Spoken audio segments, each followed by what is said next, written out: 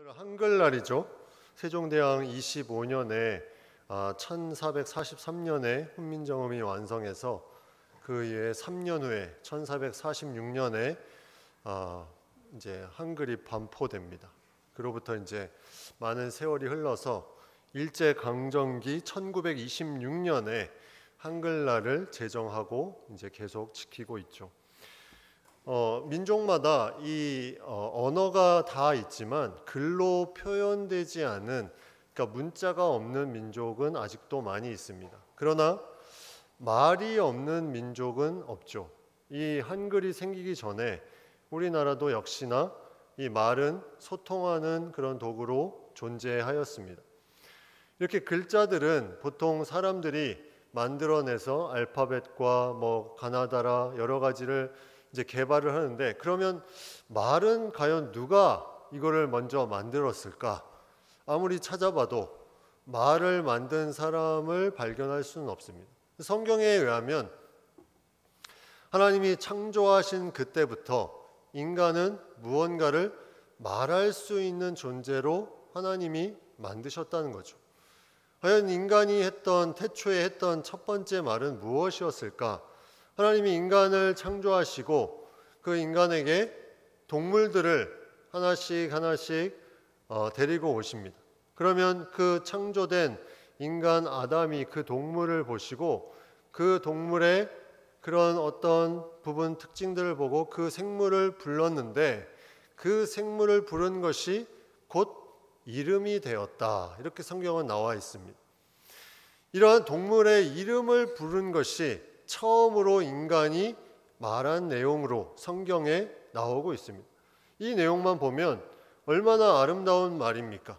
하나님이 동물들을 인간에게 데리고 오시고 인간은 그것을 보고 이름을 부르고, 이런 말로 처음에 지어졌다는 거죠. 또 이 이후에도 인간은 계속해서 말을 합니다.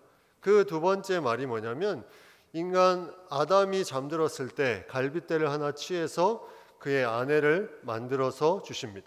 그때 이 아담이 한 말이 무엇입니까? 이는 내 뼈 중에 뼈요 살 중에 살이다. 가장 아름다운 모습으로 칭찬하면서 그 표현을 말로써 아름답게 그 사람을 세워주는 것을 보게 됩니다. 이러한 말이었어요. 우리가 하는 말이, 처음에 하나님이 주신 이 말이 이렇게 하나님과 동역하고 다른 사람을 세워주는 아름다운 말이었습니다. 그런데 죄를 범하면서 이 말이 변질되기 시작합니다. 이 인간의 죄성이 그 안에 일어나면서부터 이 말이 변질되기 시작하죠. 창세기 3장을 보면 그 뱀과 여자의 대화 내용이 나옵니다. 그때 뱀의 물음에 여인이 이렇게 대답하죠. 여자가 뱀에게 말하되 동산 나무의 열매를 우리가 먹을 수 있으나 동산 중앙에 있는 나무 열매는 하나님의 말씀에 너희는 먹지도 말고 만지지도 말라. 너희가 죽을까 하노라 하셨느니라. 하나님은 동산 나무를 많이 만드시고 그 중에 동산 중앙에 선악을 알게 하는 나무의 열매는 먹지 말라, 이렇게 말씀하셨습니다. 그런데 뱀과의 대화 속에서 어떤 마음이 드냐면, 첫 번째로 동산의 모든 나무의 열매를 먹을 수 있으나, 이렇게 말합니다. 이 말은 먹을 수 있으나, 우리가 보통 이거는 할 수 있으나 저거는 할 수 없습니다. 이게 무슨 말입니까? 약간 불평불만이 그 안에 있는 거죠. 나는 이것을 할 수 있으나 저것은 할 수 없습니다. 하나님이 그 많은 다른 나무 열매를 마음대로 먹으라고 하는 것에 감사하지 못하고 그 모든 것은 할 수 있으나 하면서 자신의 불평불만의 말이 그 가운데 시작되기 시작합니다. 그리고 두 번째는 먹지도 말고 만지지도 말라 하셨다, 이렇게 말씀하고 있어요. 근데 하나님은 그 선악을 알게 하는 나무 열매를 먹지 말라고 했지 만지지 말라고 하지는 않았습니다. 그러면 이 말은 무슨 말입니까? 인간이 왜 하나님의 말을 이렇게 과장돼서 말했습니까? 그 내부적인 심리에 이것에 대한 부정적인 그런 마음들이 가득 담겨 있기 때문에 나는 이거를 지킬 수 없고 지키고 싶지도 않다. 이 부정적인 마음이 이렇게 과장된 말로 표현됩니다. 이거 먹지도 말라, 만지도 말라 이렇게 말씀하셨다고 그가 과장되어 표현하는 거죠. 세 번째는 너희가 죽을까 하노라. 하나님은 그 선악을 알게 하는 나무 열매를 먹으면 반드시 죽으리라 했는데 이 여인은 뭐라고 했습니까? 너희가 죽을까 하노라. 죽을 수도 있고 안 죽을 수도 있다. 자, 인간의 언어를 한번 보십시오. 인간의 말이 처음에는 동역하는 말, 아름다운 말, 세워주는 말에서 이제는 불평불만의 말, 부정적인 말, 하나님의 말씀을 왜곡하는 그런 말로 변질되기 시작합니다. 아름답게 지어진 입이, 이 혀가 잘못된 방향으로 나오기 시작하는 것, 이것이 죄의 시작이라는 거죠. 그래서 어떻게 됩니까? 결국 이러한 말을 통해서 그 마음이 점점 하나님과 멀어지게 되고 선악과를 따먹게 되고 그 이후에 죄인의 삶을 살면서 에덴 동산에서 쫓겨나게 됩니다. 거기서 나가게 됩니다. 과연 인간의 첫 번째 죄는 무엇일까? 우리가 생각해 보면 인간의 첫 번째 죄는 선악과를 따먹은 것이 아닙니다. 원칙적으로 보면 인간의 첫 번째 죄는 선악과를 따먹기 전에 인간이 했던 말의 그 죄, 첫 번째 죄가 그 안에 발견되어 있다는 거죠.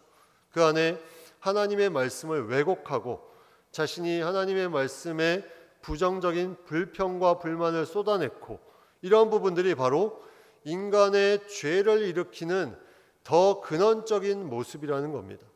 불신앙적인 말에서 죄가 시작된다는 거죠. 우리도 무슨 죄를 지을 때 한번 생각을 해보십시오. 내가 가지고 있는 이 말에서 시작되는 부분들이 많습니다.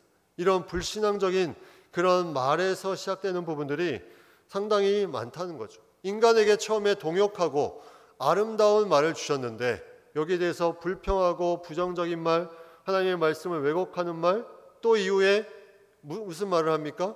이 남편이 여자에게 핑계대는 말을 합니다. 저 여자가 나에게 줘서 내가 먹었나이다.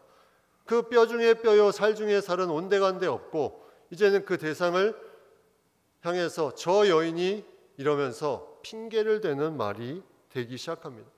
그래서 어떤 왕이 한 신하에게 그 신하들에게 가장 이 세상에서 훌륭한 것, 가장 이 세상에서 악한 것을 각각 가져와 봐라. 이 두 사람에게 시켰더니 두 사람이 똑같은 것을 가져왔다는 거죠. 그게 뭐냐면 바로 혀라는 겁니다. 입. 입은 가장 잘 사용하면 정말 훌륭한 것이 되는 반면에 이것을 잘못 사용하면 악한 것이 되는 그러한 부분이 바로 입입니다. 이것은 우리가 살면서 더 많이 느끼는 부분입니다. 그래서 5절에 오늘 본문 5절에 이렇게 표현하고 있습니다. 이와 같이 혀도 작은 지체로되 큰 것을 자랑하도다. 보라 얼마나 작은 불이 얼마나 많은 나무를 태우는가. 이 앞에 있는 내용은 이 작은 배의 키가 배의 모든 것을 움직이고 조정할 수 있다는 거죠. 혀도 마찬가지로 이것이 작은 거지만 많은 불을 일으킬 수 있다. 여러분 산불 나는 거 보십시오. 산불이 처음부터 막 활활 타오르는 산불이 아니라 작은 불씨 하나로 시작됩니다. 그 불씨로 점점 커져서 산에 있는 나무들을 다 태우는 것을 우리가 보게 됩니다. 우리의 말이 이런 위험성이 있다는 거죠. 작은 불씨같이 보이지만 이것이 나가기 시작하면 그것이 많은 나무를 태워버리는 그러한 강력한 영향력이 있는 것이 바로 우리의 혀라는 것입니다. 6절에는 더 이거에 대한 심각함을 말합니다. 혀는 곧 불이요 불의의 색이라. 혀는 우리 지체 중에서 온몸을 더럽히고 삶의 수레바퀴를 불사르나니 그 사르는 것이 지옥불에서 나느니라. 혀는 우리 지체 중에서 온몸을 더럽히고 삶의 수레바퀴를 불사른다. 이 말은 다시 말하면 나의 인생을 망칠 수 있는 것이 혀라는 겁니다. 불이요 불의의 색이다. 그 사르는 것이 지옥불에서 난다. 사탄이 우리의 몸 가운데 무엇을 가장 잘 이용할까? 우리의 몸 가운데 사탄은 똑똑한 존재입니다. 그래서 우리가 가장 많이 사용하면서 가장 많이 실수할 수 있는 그 기관을 이용합니다. 그것이 입이라는 거죠. 사탄은 입을 통해서 다른 사람에게 바늘과 같이 찔르는 상처를 주기도 하고 공동체를 와해시키기도 합니다. 단 한 번의 그 말을 통해서, 한 사람을 통해서 그렇게 무너뜨리는 그런 것들을 사단은 알기 때문에 인간의 말을 교묘하게 이용해서 그렇게 사람들을 어려움에 몰아넣습니다. 이처럼 이 혀에 대한 부분은 너무나 그 결과가 강력하다는 거죠. 그 영향력이 지옥불에서 난다.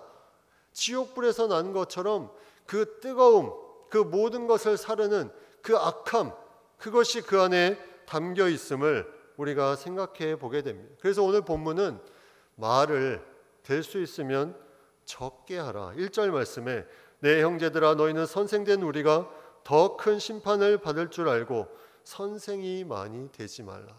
이 당시 선생이라는 직분은 지금 말하는 그런 학교의 선생이라기보다는 율법을 가르치는 율법 교사의 그런 부분이었습니다. 너희가 그런 많은 선생이 되지 말라. 왜냐하면 이 율법을 가르치면서 그런 말들을 계속해야 되는데 그 안에는 지키지 못하는 말들, 또 계속해서 나타나는 말들, 자신의 생각, 자신의 부정, 자신의 불평, 이런 하나님의 말씀 왜곡하는 말들이 그 안에 나올 수 있기 때문에 그 가운데 지옥불에서 사르는 불과 같은 그런 엄청난 것들이 쏟아질 수 있기 때문에 너희는 많이 선생이 되지 말라. 이렇게 말씀하고 있습니다. 그만큼 그것이 위험하다는 거죠. 말을 많이 하면 할수록 위험하다는 겁니다. 말이 많으면 이 형벌을 면할 수 없다. 이런 말씀이 잠언에 있는 것처럼 우리가 말을 많이 하면 항상 실수가 있기 마련합니다. 이 선생들이 계속 말을 하니 그것이 그 당시에 당파를 짓고 비판하는 말이 되고 서로 싸움을 일으키고 그런 부분들이 계속해서 있었기 때문에 너희는 이런 선생이 되지 말라 하면서 그것을 막고 있는 것을 보게 됩니다. 말이 많아지면 이처럼 허물이 많은 존재가 인간입니다. 창세기 11장에 바벨탑 사건이 나오죠. 바벨탑 사건은 인간이 그 당시에 언어가 하나였습니다. 지금 만약에 전 세계의 언어가 하나였으면 어떤 일이 일어났을까? 아마도 이 바벨탑을 쌓는 것과 같은 일이 더 엄청나게 일어나지 않았을까 하는 생각을 해봅니다. 이 당시에 언어가 하나니까 이 사람들이 무슨 생각을 했습니까? 우리가 지면의 흩어짐을 면하기 위해서 탑을 쌓자. 하나님과 같이 높아져 보자 하면서 탑을 쌓아서 올라갑니다. 하나님이 그 모습을 보시고 그런 악하고 교만한 모습을 보시고 어떻게 하셨냐면 언어를 흩어버리셨습니다. 언어가 흩어졌다. 이것이 심판입니까? 은혜입니까? 어떻게 보면 이 당시에는 그것이 심판일 수 있지만 하나님이 그들의 교만함으로 서로 말이 저들이 하나이니 뭔가 계속해서 하나님과 같이 되려는 그런 마음들이 일어나는 것을 보니 이제는 안 되겠다. 말을 흩어놓습니다. 이것은 하나님의 은혜입니다. 한번 생각을 해보십시오. 지금 전 세계가 같은 언어를 쓰고 있다. 물론 좋은 점도 있겠죠. 외국어를 공부 안 해도 되고 어느 나라나 마음대로 가서 살 수 있습니다. 그런데 또 한편으로는 그렇게 같은 단어를 같은 언어를 쓰면 이제는 의지하는 대상이 바뀔 수도 있다는 거죠. 의지하는 대상이 전 세계가 같이 모여서 더 강한 그 힘을 바벨탑을 쌓는 것처럼 의지할 수도 있다는 겁니다. 하나님은 이 인간의 그런 교만함과 연약함을 아시고 이것을 흩어놓으셨다. 우리가 말을 많이 하면 실수가 많다고 했습니다. 언어가 같으면 아프리카에 저 일어나는 일들을 보면서 지금은 언어가 다르니까 저 원주민들이 뭐 무슨 말을 하던 그냥 그런가 보다 하지만 우리가 말이 통하면 요즘에는 뭐 전화도 잘 돼 있으니까 그 원주민에게 전화해서 지금 사자가 지나갔는데 너희 괜찮냐? 너희 죽지 않도록 조심해라. 막 이러면서 말하다 보면 실수가 많아지는 거죠. 그래서 그런 부분으로도 생각하면 언어가 흩어진 것은 어떻게 보면 은혜이다. 이렇게 생각할 수 있습니다. 혀를 길들일 사람이 없다는 거죠. 계속해서 말할 존재가 있고 그 말할 대상이 많아지기 시작하면 이것이 길들일 사람이 없기 때문에 실수는 자연스럽게 나오는 것이다. 오늘 본문에 보면 동물과 비교합니다. 동물들은 잘 단련시키고 길들 수 있지만 혀는 그렇게 될 수 없음을 말씀하고 있습니다. 왜 그렇습니까? 사탄이 계속 이 입을 이용하려고 하는 부분이 있기 때문에, 사탄이 계속 이용하려고 하니까 이 입에 대한 부분이 영적 싸움의 중심지가, 겉으로 나오는 중심지가 되어서 이것이 잘못 전파되면 가장 악한 것이 되고 제대로 사용되면 가장 강력한 좋은 것으로 나타나는 것을 우리가 생각해 보게 됩니다. 오늘 본문의 8절 말씀처럼 이것을 잘못 사용하면 이거는 악이 되고 죽이는 독이 된다는 것을 우리에게 말씀하고 있습니다. 우리는 사람들의 말을, 이 말에 이러한 부분에 많은 상처를 받는 경우도 있고 많은 아픔을 받는 경우도 있습니다. 그래서 우리는 더욱더 조심해야 됩니다. 사람들의 말을 퍼뜨리는 것도 마찬가지입니다. 누가 뭐라고 했더라, 누가 뭐라고 했더라, 이런 카더라 하는 그런 부분들이 계속해서 나타나면 결국 그 영혼에 대한 부분은 그냥 힘이 떨어지는, 죽이는 독과 같은 그런 영향력, 강력한 영향력 가운데 무너지게 되는 거죠. 가짜 뉴스를 퍼뜨린다고 생각해 보십시오. 내가 어떤 사람을 향해서 저 사람을 내가 공격하고 싶다, 가짜 뉴스를 퍼뜨립니다. 그러면 그 말이 나가는 순간 그 모든 영적인 존재, 그 사람의 존재는 어떻게 할 수 없는, 걷잡을 수 없는 상태가 된다는 것입니다. 그래서 시편 기자는 이렇게 고백합니다. 시편 141편 3절에 여호와여 내 입에 파수꾼을 세우시고 내 입술의 문을 지키소서. 내 입에 파수꾼을 세워달라. 내 입을 제발 좀 지켜달라. 내가 지킬 수 없습니다. 이 입을 지키는 것이 너무나 힘듭니다. 기도하며 간구하며 나아갑니다. 우리가 길들이는 것이 불가능하다고 이것을 그냥 두면, 아무것도 안 하면 어떻게 됩니까? 결국은 악한 영향력으로 나아갑니다. 그래서 우리는 이 시인처럼 기도해야 돼. 내 입에 파수꾼을 세워주시고 내 입을 지켜달라고 계속해서 간구하지 않으면 우리는 이 말이 악한 방향으로, 사탄이 원하는 지옥불에서 사는 것과 같은 불덩이가 그 입에서 계속해서 나올 수밖에 없다는 거죠. 우리는 이 말에 대한 부분이 너무나 삶에 중요합니다. 그래서 말에 실수가 없는 자면 온전한 자다라고 말씀하고 있습니다. 그러나 말에 실수는 다 있죠.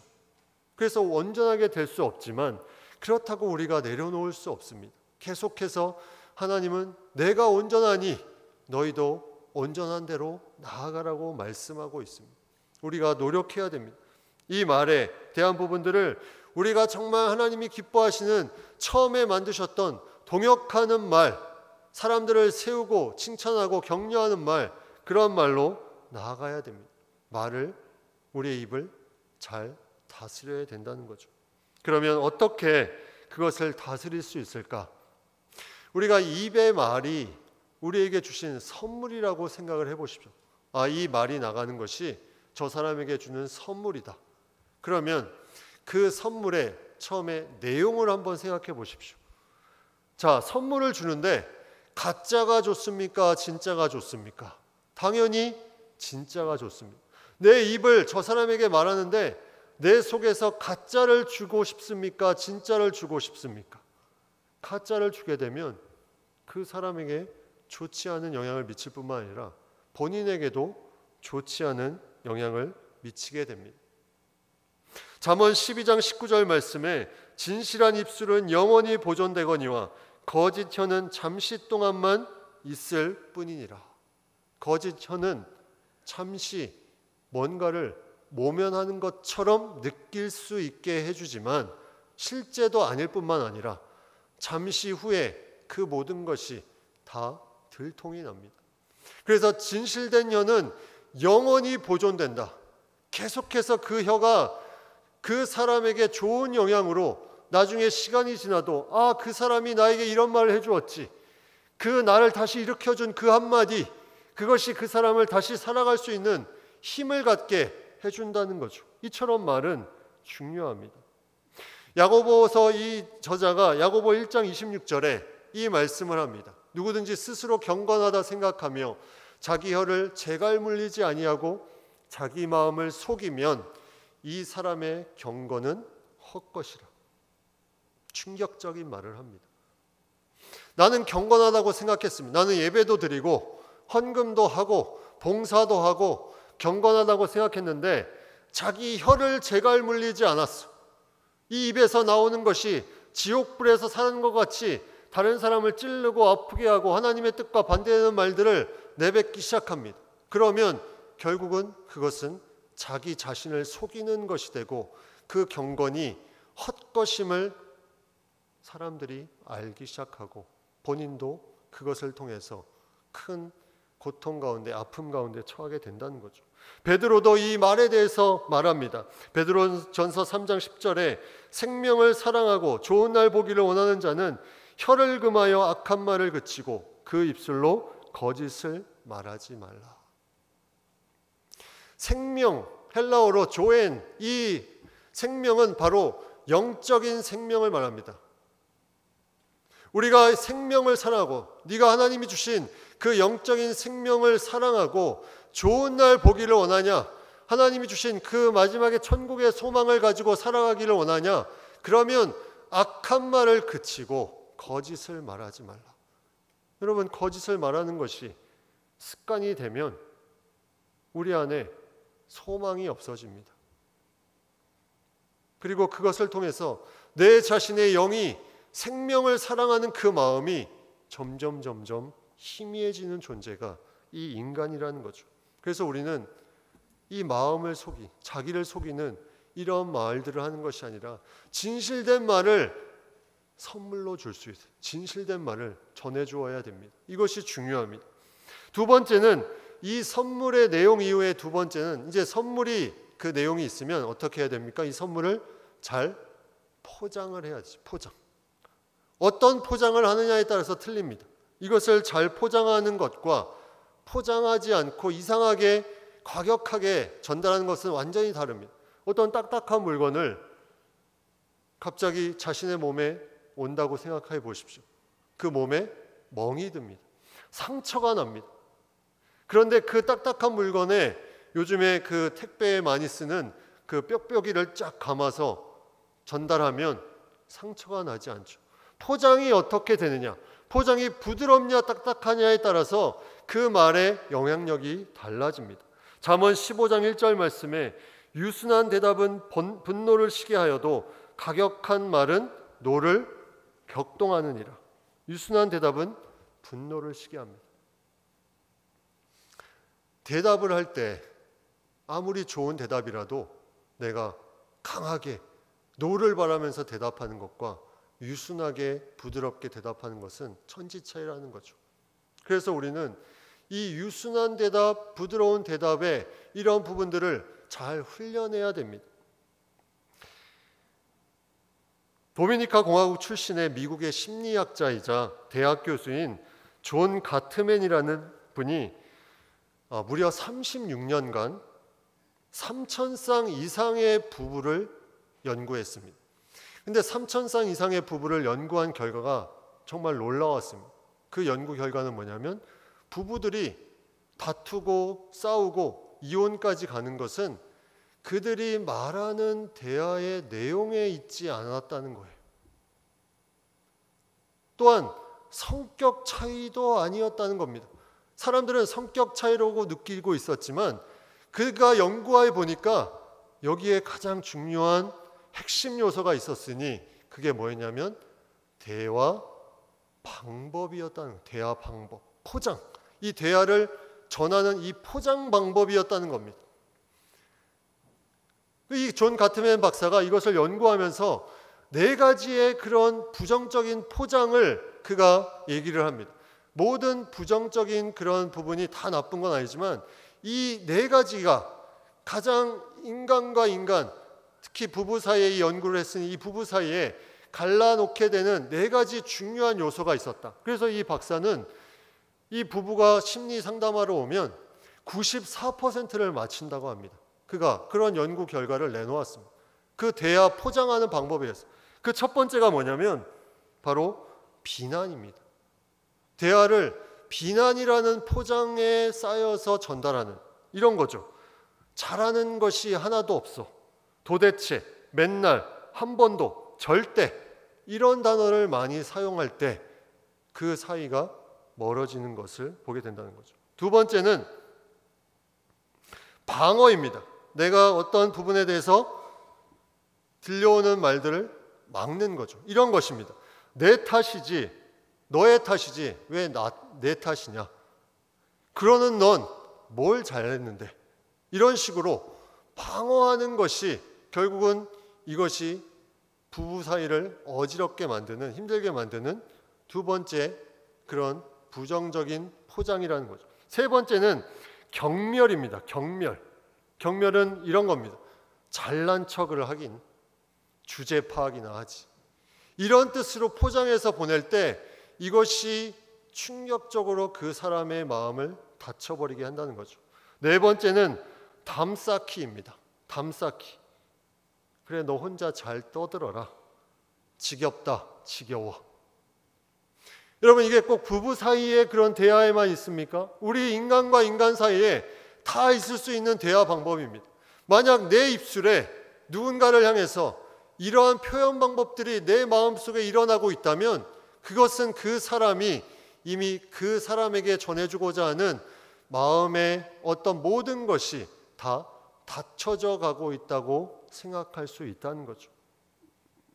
대화법은 이렇게 중요합니다. 그 포장하는 것이 너무나 중요합니다. 물론 사람의 상태에 따라서 스트레스가 있고 또 어려울 때가 있고 컨디션이 안 좋을 때 그럴 때 대화하는 포장이 달라질 수 있지만 근본적으로 이 대화 포장이 자신이 어떤 대상을 향해서 다르다면 그거는 본인이 하나님께 나아가 다시 이 내적인 부분을 새롭게 해야 되는 필요성을 발견해야 된다는 거죠. 세 번째는 이 대화의 내용과 이제 선물의 내용과 선물이 포장을 했다면 이제는 이 선물을 언제 주어야 되는가 이 시기를 고려해야 됩니다. 선물을 언제 주어야 되는가? 우리가 막 대충 막 싸가지고 그냥 가져라 이런 것보다 이거를 잘 싸서 그 사람이 잘 받을 수 있도록 이것을 주는 것이 중요하죠. 말도 마찬가지입니다. 내가 그냥 말을 막 하는 것이 아니라 저 사람에게 이 말을 했을 때 어떤 부분이 좋은 영향력을 미칠까 한번 생각하고 이것을 다스릴 수 있는 훈련을 우리는 해야 된다는 겁니다. 요즘에 메일을 보내면 메일을 지우는 기능이 있습니다. 그래서 어느 시간에 그 상대가 보기 전에 지울 수 있는, 그래서 같은 그런 회사의 메일을 쓰면 그런 경우들이 많은데 카톡도 마찬가지죠. 내가 보내고 나서 일정 시간 안에 지울 수 있습니다. 그래서 잘못 보냈지 하면은 지울 수 있어요. 근데 말은 지울 수가 없습니다. 그래서 내가 생각하지 않고 무언가 빨리 전달하는 그 부분에서 문제가 생깁니다. 전달하는 그 순간에 기록에 남진 않지만 상대의 마음에 그게 새겨지기 시작한다는 거죠. 그래서 말하는 것이 너무나 어렵고 중요하고 반복적으로 여기 대해서 연습을 해야 됩니다. 연습을. 마치 음악가가 음악 연주를 하듯이 음악 연주를 잘 준비하듯이 우리의 말도 그러한 부드러운 좋은 진실된 내용이 적당한 때에 전달될 수 있도록 이거를 준비해 가는 것이 중요합니다. 오늘 이 입에 대한 말씀을 통해서 9절부터 12절까지 마지막으로 이 야고보가 중요한 말씀을 합니다. 이것으로 우리가 주와 아버지를 찬송하고 또 이것으로 하나님의 형상대로 지음을 받은 사람을 저주하나니 한 입에서 찬송과 저주가 나오는도다. 내 형제들아 이것이 마땅하지 아니하니라. 여러분, 우리는 찬송을 하는 존재입니다. 그런데 나는 저주를 하지 않는다고 생각할 수 있습니다. 그런데 우리가 저주를 안 합니까? 누군가를 미워하는 마음이 생기기 시작하면 자신도 모르게 그것이 나올 때가 있어요. 주로 그 상대가 없을 때 그렇습니다. 보통 운전할 때 이것이 많이 나오죠. 운전할 때 갑자기 차가 들어오면 그 안에 러시아 말들이 막 튀어나오기 시작합니다. 차이코프스키, 무슨 기모노세키 뭐 이렇게. 그러면 그 사람이 저주의 입이 그냥 그걸로 끝나는 것이냐? 절대 그렇지 않다는 거죠. 여러분 생각해 보십시오. 예전에 운전할 때 그랬던 분이 지금 안 그러면 그 사람은 혀를 잘 훈련하신 분이에요. 이 혀를 잘 훈련하신 분. 그렇다면 이 혀를 훈련하는 그 중심은 무엇이 있을까? 혀의 문제일까요? 혀의 문제가 아니라 그 나오는 자기도 모르는 그 저주의 말이 나오는 것은 마음의 문제라는 겁니다. 마음의 문제. 마음의 문제. 마가복음 7장 15절 16절에 보면 무엇이든지 밖에서 사람에게로 들어가는 것은 능히 사람을 더럽게 하지 못하되 사람 안에서 나오는 것이 사람을 더럽게 하는 것이니라. 여러분 속에서 나오는 것이 더럽게 하는 것입니다. 그래서 우리는 찬송과 저주가 같이 나아가는 것은 이거는 심각한 겁니다. 내가 찬송이 나가는데 갑자기 저주가 나간다. 이것은 내 안에 마음이 계속해서 울퉁불퉁한 것이 싸우고 있고 계속 누가 이기냐 경쟁하는 것처럼 그렇게 살고 있다는 거죠. 우리는 그래서 훈련을 해야 됩니다. 무슨 훈련? 마음의 훈련. 전도서 5장 7절에 꿈이 많으면 헛된 일들이 많아지고 말이 많아도 그러하니 오직 너는 하나님을 경외해야 할지니라. 말이 많으면 헛된 것들이 많아집니다.